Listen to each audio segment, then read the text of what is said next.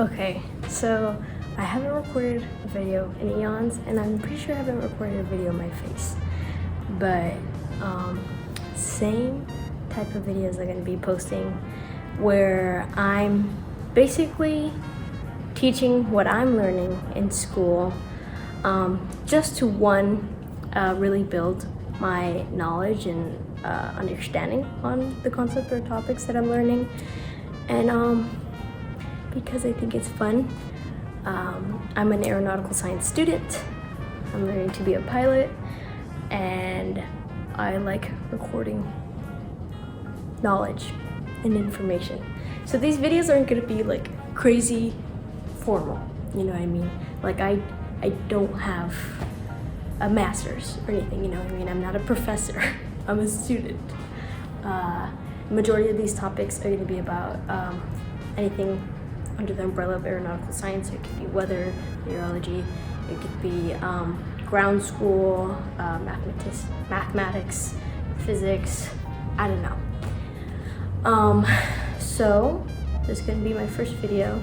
It's just gonna be an easy topic today because I did just get out of my aviation law class and it's late. So today I'm gonna be covering stability. So stability on an airplane, right? So think aerodynamics, think aeronautical. So I'm using an iPad tripod to hold my phone up, so sorry if it's janky. I hope I'm talking loud enough. I'm doing this in one of my school's classrooms, and I don't want someone to walk in and be like, what are you doing?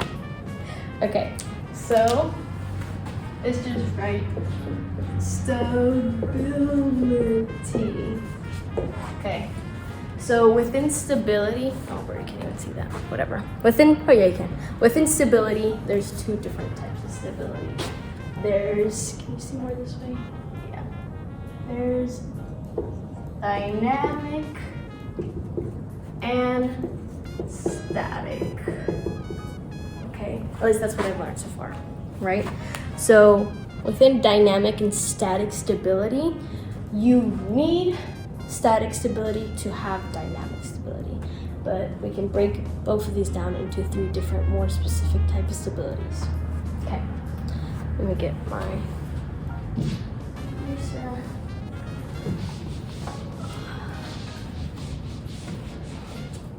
So within static stability, we have positive, neutral, can you guess the next one? Negative. Right. So three different types of stabilities. Now, the best way to describe this and the way I've been taught to learn this, it's really a simple concept. It's easy to grasp it, is a ball, right? So a ball is the object that we're gonna be applying force to. So this ball that I'm drawing right here, nice you can see it, is an example of what our positive static stability can do, right? So let's take my ball, right? The ball is just at the bottom of the ball like a ball usually would be. If I apply a force, right, to this ball, it's gonna oscillate like this. Pretty normal. The ball will eventually come back to its original position from where I applied force. This is positive stability because the ball returns back to its original position after a force is applied to it. Positive stability. It returns to its original place. Now, neutral stability, right? Let's do just a board like that, right? If we take the ball, push it, it's gonna roll until it stops. Now the ball moved away from its original position from where the force was applied. This is an example of neutral stability, okay? And then finally, we have negative, we're going to take the ball and make it upside down. Hopefully you can see that window. Okay, so if we take our ball, right, this is going to be an example of negative stability. We take this ball right on top of this upside down ball and push it, the ball will just go down, right? This is an example of negative stability because once the action is applied, it just keeps going where you push it. That's negative stability. So to recap, positive stability is that whatever force is applied to your object, it will return back to its original position. Neutral stability is that once the force has been applied, the ball will stop inside a new position. Negative stability is if you apply, thing's gonna go for it. You know what I mean? It's just gonna keep getting worse. That is the example of positive, neutral, negative, static stability. Okay. Now, one of these three, you need to get dynamic stability, which is positive. You need positive static stability to get dynamic stability. Okay? Just remember that. I'll show you right now a bit why.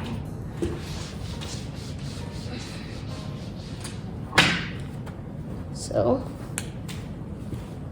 we have dynamic stability. Right. So within dynamic stability, again, we have three different types. We have positive. Can you guess what the trend is going to be? Neutral and negative. Okay.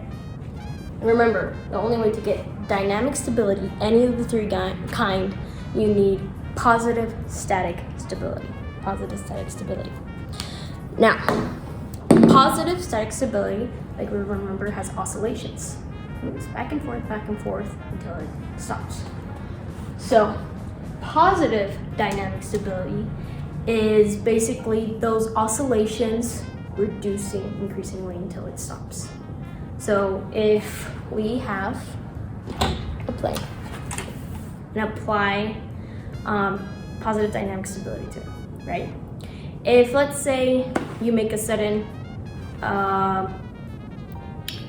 movement with the yoke, let's say you go like this, the plane will oscillate until kind of fixes itself. That means the plane would have positive dynamic stability. The oscillation over time decreases until it doesn't anymore.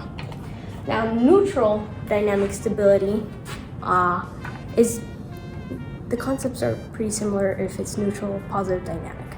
If it's neutral oscillation or neutral dynamic stability, the oscillations will remain the same. So if we had a quick movement to the yoke, the oscillations will stay the exact same. It won't get any bigger, won't get any smaller. It'll stay the same until new input is applied.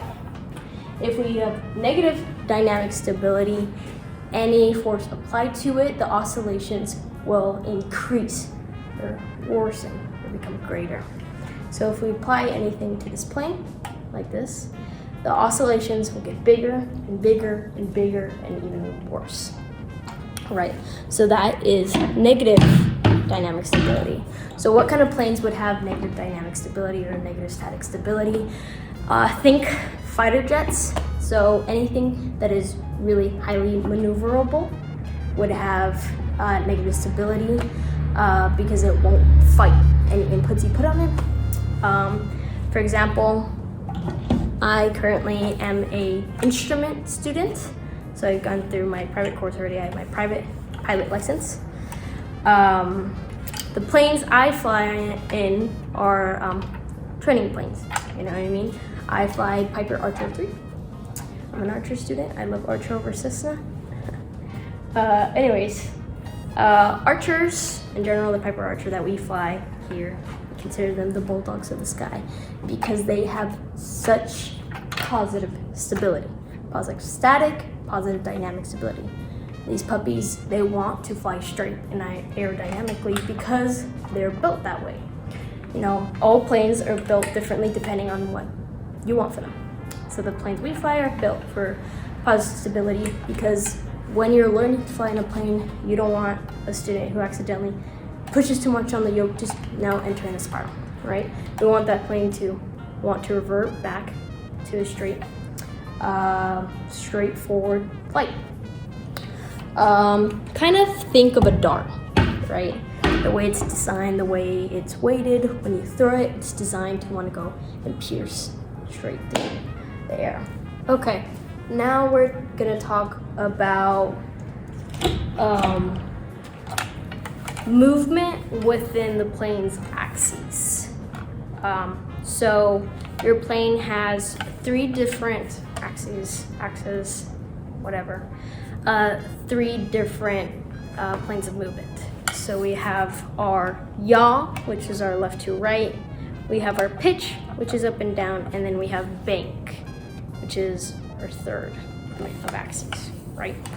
So learning the axes of the plane and where they are on the plane, I think is what people usually struggle on. So the easiest way I think of it is using like our anatomy to the plane, okay? If that makes sense. So put your hands out like you have wings of a plane, right? So this all across, those are your lats, right? Lateral muscles or whatever the hell. So this going across where the wings are would be your lateral axis. Now the longest portion of your body or the longest portion of the plane, longitudinal axis, longitudinal. Now put yourself down on your tummy like you're a plane, or just take a plane and put something straight through it vertically is your vertical axis. Pretty easy when you break it down. A lot of things in aviation or in aeronautical science or other things, if you can break it down, you can find a reasoning, you can logic it out, right? So what axes, movement around those axes, lead to what movement? So let's take our lateral axes first. So movement around the lateral axes, right, is gonna give our pitch. See, the plane is pitching. Movement around the longitudinal axes, right, is gonna give our bank. And movement around the vertical axes is gonna give our yaw. So really easy as long as you can break it down. So that's the biggest thing about aviation, is breaking things down. Even those complicated things, broken down can be easy to understand. You just always have to remember the foundations of things and how things connect, because everything connects. So a lot of this stability that I've been talking about with the plane and its like maneuverability and how it's affected during flight, right, can also be applied to another topic in aviation like meteorology. So pilots, aeronautical science majors, people who fly, people who have to do things in the air, get affected by the weather, study meteorology, which is the study of weather. So our atmosphere is also affected by stability. A lot of how we get our weather also comes from how the atmosphere is stable for that day, right? Basic info I want to give you before we go to our next video is hot air rises, cools, and then becomes denser. Cold air sinks. We have a whole cycle, right? Easy answer to any weather questions in aeronautical science is unequal heating of the Earth's surface. So always think it back to that, right? That's where we get our Fraley cells and our Hartley cells, our Polish cells, high, low pressure, different stuff like that. So I think my next video is going to be talking about some weather topics, primarily stability within our atmosphere and how it can cause weather. So that video is probably going to be longer than this one. I don't know how long I want these videos. Really, I think it's just how long I want to ramble for. Also, I'm a student. I love to be educated and I love to share my knowledge. I'm nowhere near perfect. I'm nowhere near the master of anything I talk about. So if I ever say anything wrong, or if there's any extra details that could be included that I would love to have, if anybody has them, please comment them, please offer them. I have no shame in being wrong. I don't know how often I'm wrong, but I'm often learning. So sometimes learning comes from being wrong, and that's definitely okay. Please be open to being wrong. It's how somebody grows. Anyways, if you guys have any specific comments or topics that you would like me to cover, please comment them. I only have one video posted so far, and I'm pretty sure that was from like freshman year of high school. A lot of them are privated, and they're gonna stay privated. This is the start of releasing videos that I make. A lot of them will probably be things that I'm learning at the moment now, or things that I've covered before in the past and I value and I think it's important to stay freshened up on, and we'll make a video on. For example, stability was something I learned from my private course that just so happened to come up right now while studying in my commercial course, and I thought it'd be a good idea to go over it again. You'll probably see me do more things from my private course. There's a lot of future aviation builds off of what you learn in private, so I'll probably do that. So yeah, peace.